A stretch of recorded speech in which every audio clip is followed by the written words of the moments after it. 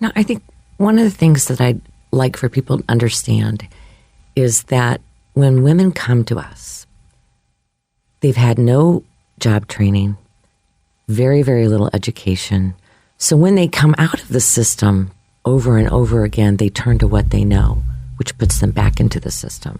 So what we're able to offer is education. If a woman wishes to pursue a college education, we're in a position to be able to help her do that, to provide job training so that they don't have to go back to doing what they did in order to survive before.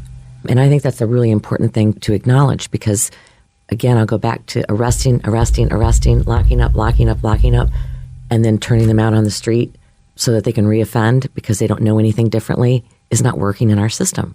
The entire system needs to change, and we're working on those aspects as well. We've got to stop treating these women as criminals. They are victims.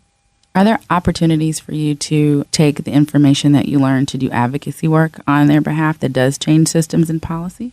Yes. In fact, currently we're working with the mayor's office and the city councilor's office to rethink how we're approaching prostitution in our city, to acknowledge that these arrests don't work.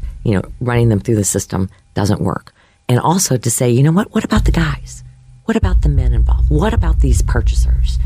And what we've come to learn is that while pimps can be very violent, more violence occurs to these women by the purchasers, the Johns, the purchasers of sex, who think that by handing over that money, they are entitled to do anything they want to these women's bodies.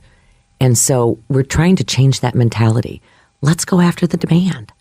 Let's provide services to the women. So that's what we're working on right now.